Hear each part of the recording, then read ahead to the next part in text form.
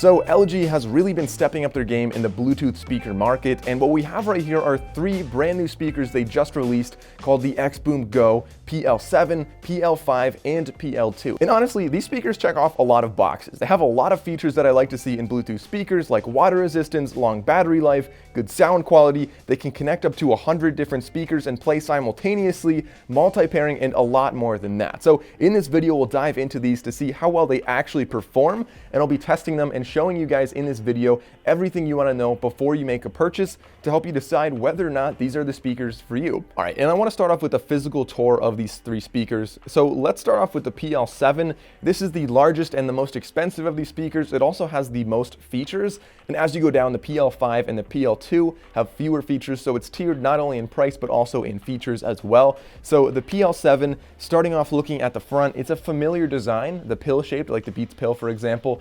It's something we see in a lot of Bluetooth speakers, and on either side we have dual bass speakers here. So we have 2 bass speakers with an LED light ring on each of those speakers, and the LEDs are multicolor, so they can flash with the beat, they can flash any color you want, the whole spectrum, they can flash a single color.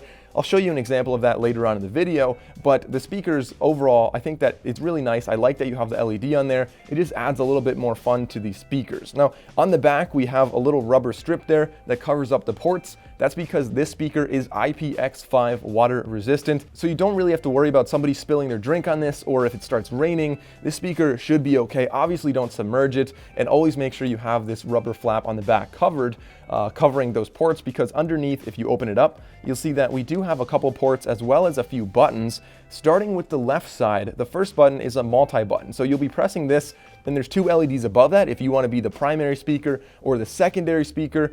So the primary one's the one your phone connects to, and then if it has a second light, it's going to be the speaker that connects to the first speaker. Here, the second button is the dual button. I'll talk more about that later on in the video. We have the light button, so you can control the lights here or in the app as well. We have the USB Type-C charging. We have an aux port right there. And then next to that, we have a USB Type-A port that is going to be 5 volts for charging your phone, which is nice that you can charge based on this battery. It has a very large battery in this speaker that honestly makes it reasonably heavy, and it gives it a 24-hour battery life is what they claim. And so being that it's a larger battery, it actually does kind of provide a benefit as well, not only a long battery life, but also this little thing is actually less likely to roll off a table because it is bottom heavy with the battery down there. The only thing I have some concern with, and I haven't actually fully tested this because I am afraid of breaking it, is the little speakers on the end. I'm worried that if you dropped it or somebody hit those, because they do move, I'd be worried that you might be causing damage to the speaker. Now I can see inside where the plastic would solid stack, but I'm not sure if you'd be able to damage the speaker before it actually solid stacked there. And then on the top, we have our buttons to control the music. Starting with the left, we have a battery indicator, a small LED in there. So it's not going to give you a whole lot of detail about the battery, but it'll tell you the general relative level of the battery. Then we have the power button, we have a Bluetooth button, we have the volume down, volume up. Then we have the play pause button, and of course we have the sound boost button. The sound boost, I'll talk about the sound quality later on in the video. And as far as the play pause button goes, it actually is much more than just playing and pausing. If you double tap this will skip to the next song. Triple tap brings you to the previous song. And then what I really like is you can actually tap and hold this and summon your voice assistant. And even better than that, this actually has a microphone on board. So if your phone is in your car or in another room, you can ask, Bixby or Google Assistant or Siri or whatever your assistant is. Just by pressing and holding this, you can ask your assistant a question. Something that I really like that this speaker has. And on top of that, another feature that this really I like about this one is the speakerphone option. So because we have a microphone on the speaker right here, again, if your phone is somewhere else and you're getting a phone call, you can answer it right here and you can talk to somebody on speakerphone using this speaker. So if you want to do that, maybe if there's a group of people that want to have like a group call, instead of having like one speakerphone in the middle, you can use this speaker and talk to that. It has a pretty good quality. Everyone can hear them very well. And it's a really cool feature that they added into this speaker. Going down to the PL5, the speaker is significantly smaller, so it's definitely a lot lighter, definitely more backpack friendly, but overall the same design in almost every regard except for a few things. So one thing that's really missing on the back, you'll notice notice it doesn't have the phone charging port, so no USB type A on this. But of course, that's because we have a smaller speaker on here, a smaller battery on here, and so it's going to be lasting about 18 hours. And so I find that this speaker is a pretty nice compromise between the two, where it has the majority of the features of the biggest speaker, but it's also a little bit lighter. Of course, you compromise a little bit of bass, a little bit of volume, and like I said, a little bit of battery life. Then lastly, we get to the PL2 speaker, the smallest of the three, and this one's selling for significantly less. And this one has a few features cut out. Now, overall, it's a very high quality speaker. It has the majority of the same functionality that the other two have, including app integration, the controls on the top, and we do have the dual mode as well. But the things that they cut out of this speaker, so the first one is that even though it looks like they have a dual speaker, a dual bass on this and lights as well, it actually has neither, just plastic caps on either side. So if we take off the one on the right side, you'll see that we have the dual button mode, we have the aux port right there, and we have USB Type-C to charge this little guy up.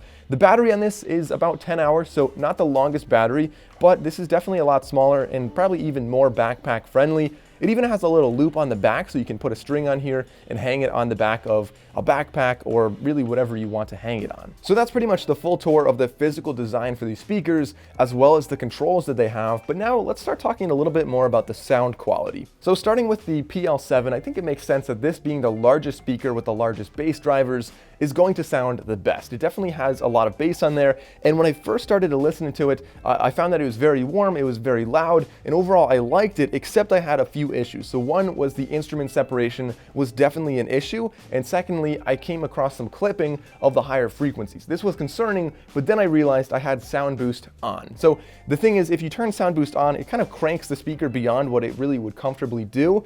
So for some situations, if you're in a loud environment and you really want to push the speaker beyond what it normally could do with volume, the sound boost is a nice thing to have. And maybe for some genres, if you're listening to like Godsmack or something, maybe you want sound boost for that as well. But the good news is, as soon as I turned off the sound boost, I found that it mitigated essentially all of those problems. So it was suddenly much cleaner, there was much more clarity, the balance was overall much better. It also had more instrument separation and much more treble. And I found that the sound quality then, once we had sound boost off, it was overall a really pleasant sound quality. It had enough bass, it filled the room very well. Then going down to the PL5, this one being a little bit smaller, has slightly less bass and less volume, but I found that it still had a really good response overall, a lot of clarity, and the only thing is if you really crank the volume, it may have the slightest amount of congestion that the PL7 didn't have. And then lastly, going down to the PL2, this one, of course, being significantly smaller, is going to be lacking a lot more bass, especially because it doesn't have the dual bass on either side. So you're going to be getting a lot more treble and upper mids with this one, but overall, the sound quality was still pretty decent. So really, to conclude the sound quality analysis of these, I found that it was very warm, the bass was very pleasant, and for the most part, I recommend leaving sound boost off so you have the best clarity and the best balance overall. But if you have to turn it on, it will be pushing the speakers a little bit farther.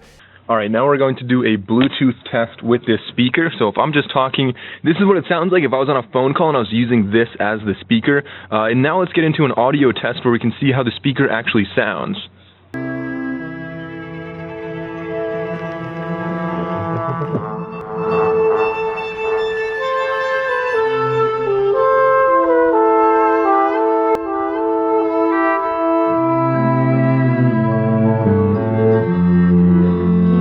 Now, I know I keep talking about the different features these speakers have, but I think that's something they really excel with, is they have really all of the features I'm looking for in a Bluetooth speaker. So another feature I didn't mention is actually the ability to have multiple phones connected to one speaker. The Bluetooth connection is overall very strong. I found that I had no issues going to different rooms or even walking farther away from these speakers.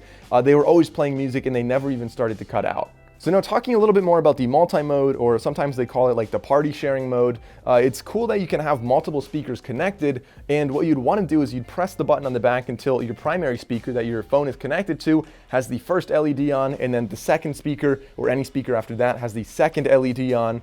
And one thing, I thought this was kind of interesting with how the controls actually work. So the secondary speaker is not able to control the music at all. Instead, the volume controls on the secondary speaker control that speaker alone, and your phone volume controls don't control the secondary speaker. But at the same time, something that I did like that LG thought of is if they're all at 50% and I turn my phone down to muted, then they're all muted all of a sudden. Now let's take a look at the LG XBoom app. Now I think this app's actually pretty robust. It's actually an entire music player in itself. So it can read all the files on your device and act as a player. You can queue up songs, you can choose what you're playing next, and I think it's a really cool way of integrating not only the app with your speaker, but also the app with your phone's music library as well, to make everything just in one app already. Now on the top right, we have two options. On the most right, we have the queue, and you can see some different playlists. You can see what's coming up. Then to the left of that, we have the music on your phone, so you can go and select any album, any song, any artist you want. Below that, we have the battery indicator, and below all of that, on the bottom, below showing what our speaker is, it has a couple options. So on the right, we can change the lighting, so we can tap on that to have some different effects. If we want to turn that on or off, it'll like flash and do some cool stuff. And across the bottom, we've got party, we've got water, my style, and off. Just cool that you have some other lighting options down there. Then we have standard, or we have sound boost mode. We can control that from the app as well as from the button on top of the speaker. We can adjust the Bluetooth, or we can actually connect to either Bluetooth or play from the auxiliary cable.